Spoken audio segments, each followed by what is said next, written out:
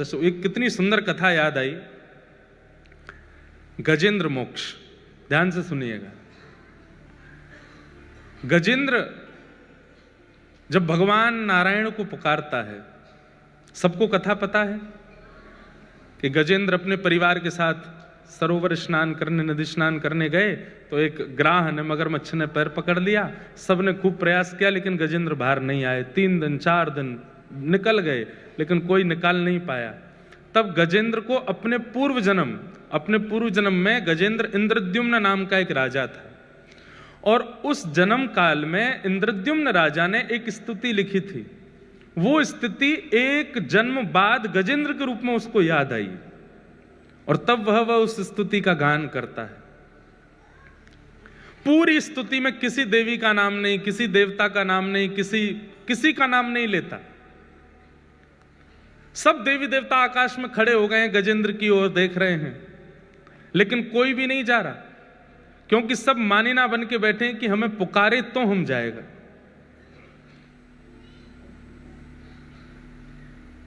जब सबको नाम नहीं बोले, तब अंत में गरुड़ पर विराजमान होकर शंख चक्र गदा पद्मधारी नारायण गए। तब स्तुति के अंत में गजेंद्र कहता है, नारायण खिल गुरो भगवन नमस्ते। मैं नारायण जो अखिल ब्रह्मांड के गुरु हैं, परमात्मा है, मैं उनको प्रणाम करता हूं। लेकिन गजेंद्र मोक्ष जब हो गया, भगवान ने गजेंद्र को उबार दिया, उसके बाद गजेंद्र ने एक क्लैरिफिकेशन दिया। कितना सुंदर है वो, सुनने योग्य बात। गजेंद्र कहता है कि मैंने तो स्वार्थ में पुकारा था, मैं विपत्ति में पड़ा था, मेरी मृत्यु की सैया थी, मेरे को कोई नहीं बचाने आ रहा था, तब मैंने स्वार्थवश होकर के कि हे नाथ मुझे बचाओ, तब मैंने ठाकुर जी को पुकारा। तो स्वार्थ से पुकारने वाले के लिए ठाकुर जी जब गरुण आसन होकर के आ सकते हैं, जो निस्वार्थ होकर के पुकारता होगा उसके लिए ठाकुर जी कैसे आएंगे? जिसका कोई स्वार्थ नहीं है, जिसका कोई भगवान से कुछ चाहिए नहीं। सूरदास जी का पद है,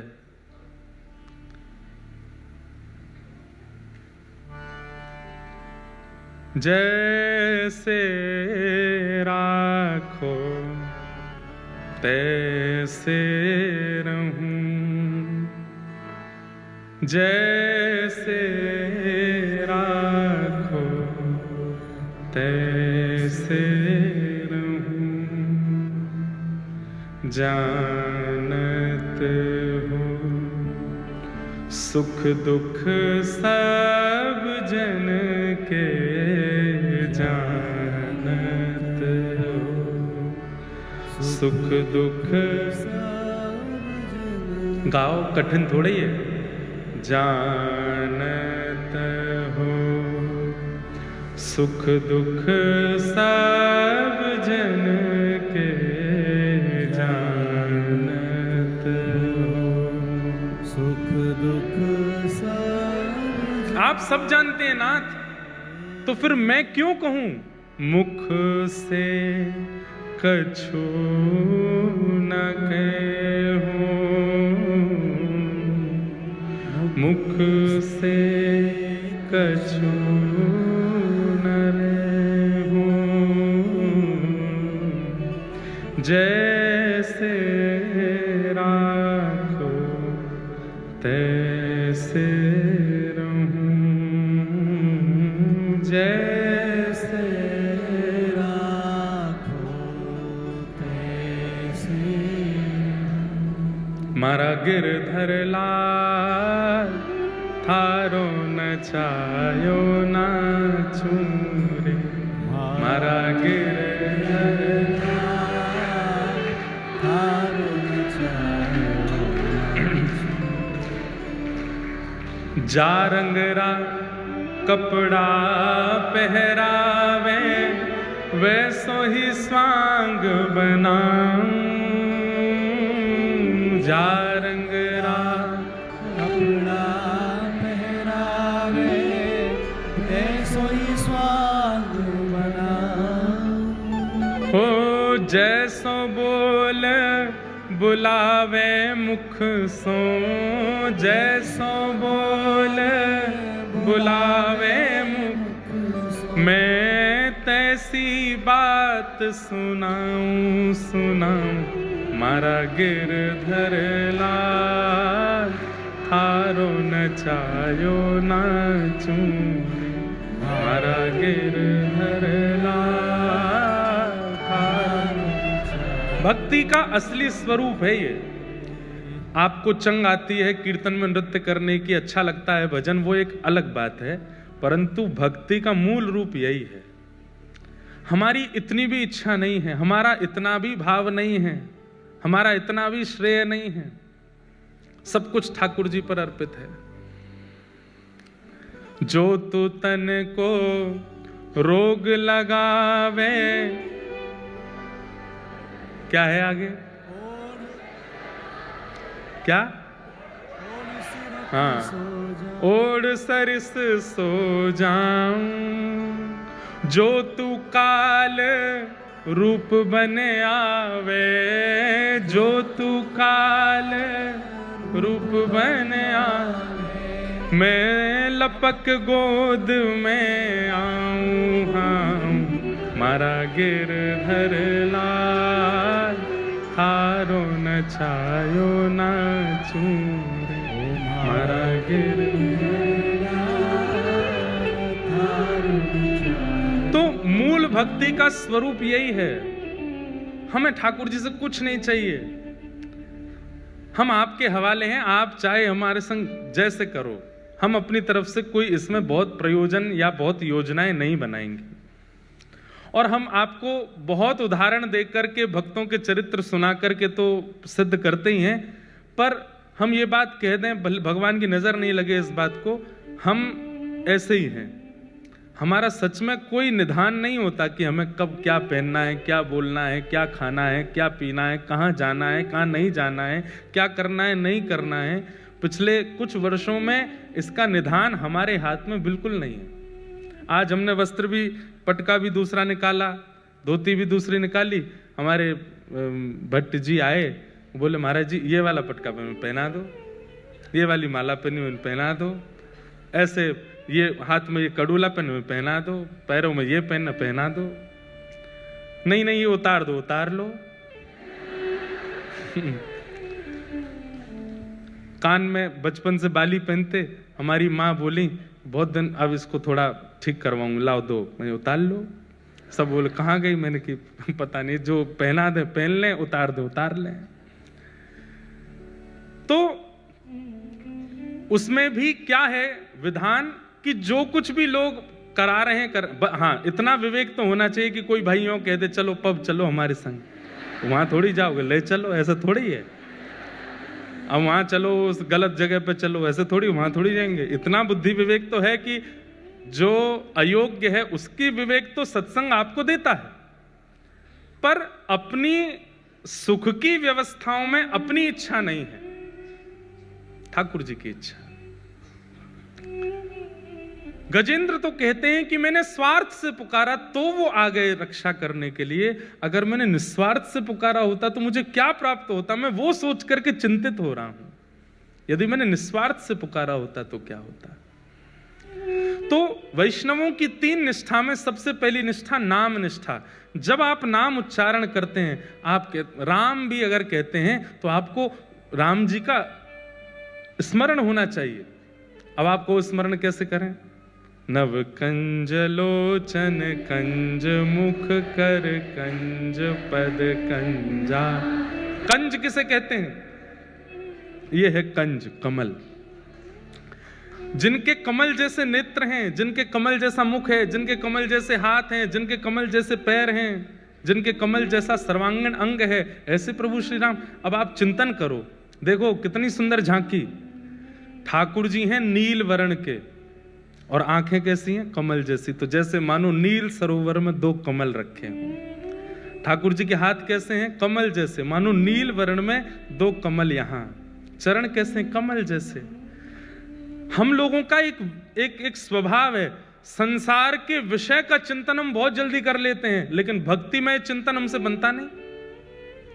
अभी कोई आपको ऊट पटांग चीजों का चिंतन करावे, विषय भावनाओं का चिंतन करावे, कोई गलत बात मंच से करने लग जाए, तो गंदी बात करने लग जाए, आप 2 मिनट में आपकी सारी इंद्रियां एक्टिव हो जाएंगी उसके लिए। लेकिन भक्ति भाव में लगाना पड़ता है, चिंतन करना पड़ता है, सोचना पड़ता है, चिंता करनी, कैसे बनेगा, कैसे बनेगा, क्यों नहीं बन रहा है?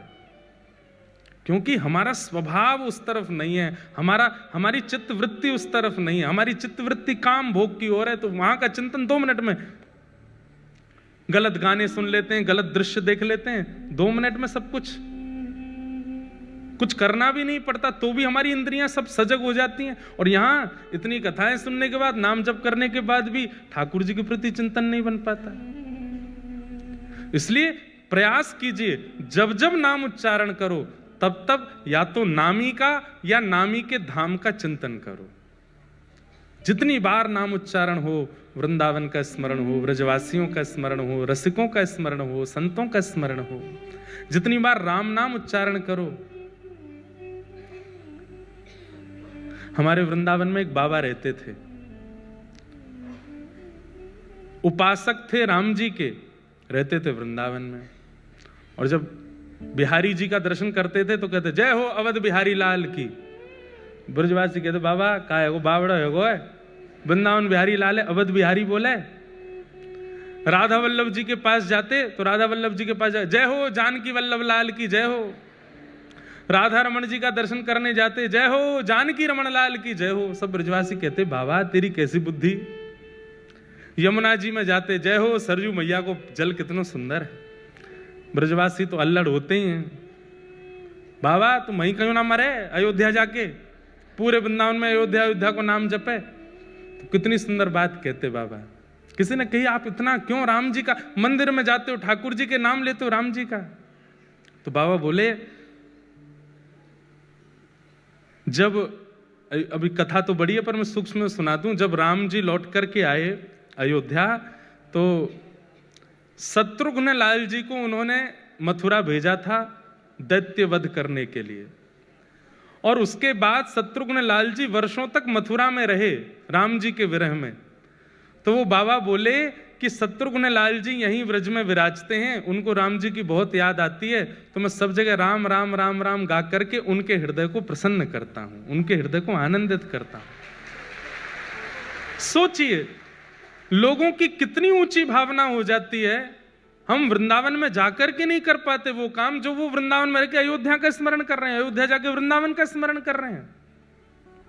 क्योंकि हमारा मन उस प्रकार का नहीं है। मन में विषय भोग और विषय वार्ताएं इतनी ज्यादा हमने श्रवण कर रखी हैं कि मन को उतनी जल्दी उस भाव का स्मरण नहीं होता।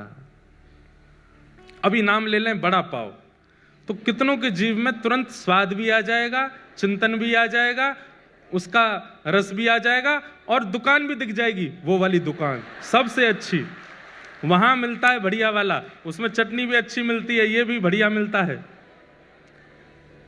अभी हम नाम ले लें भांडीरवन, तो गए भी होंगे तो भी याद नहीं आ रहा होगा कि भांडीरवन में क्या था, कैसा था, स्वरूप क्या था, अयोध्या कैसा था, क्या था। इतना जल्दी इतनी उत्सुकता से याद नहीं आता क्योंकि हमारी चित्तवृत्ति वहां नहीं है।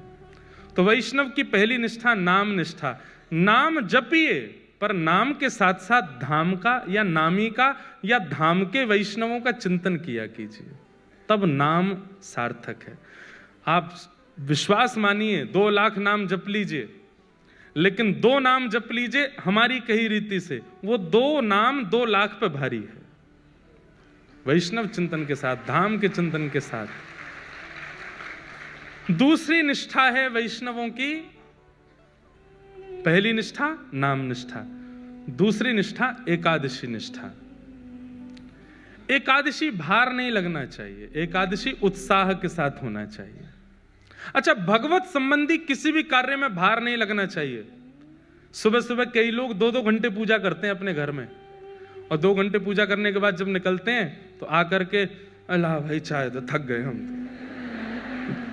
आप अगर पूजा करके थके हो तो आप सेवा नहीं करके आए, आप श्रम करके आए हो। प्रेम के कार्य में श्रम नहीं होता। कोई अपने प्रेमी से मिलकर के ये थोड़ी कहता थक गया आज तो, अरे वो और उत्सुक हो जाता है, वो और चार्ज्ड हो जाता है। कथा सुनने के बाद में कोई जाते ही बिस्तर पे पड़ जाए, थक गए आज तो कथा सुन के 3 घंटा बैठे वहां पे, तो आपने कथा, ये आपकी चित्तवृत्ति बता रहा है, आपकी स्थिति बता रहा है कि कैसी है आपकी चित्त की स्थिति। श्रम नहीं, उत्सुकता होनी चाहिए। एकादशी की तो प्रतीक्षा होनी चाहिए। आज क्या है, बोले आज नवमी है, अरे वाह कल दसवीं, परसों एकादशी है, परसों व्रत करेंगे हम, परसों अपने लाल जी को प्रसन्न करने के लिए भाव अन्न जल का त्याग करेंगे हम, ऐसे रहेंगे। ये एकादशी के प्रति भाव।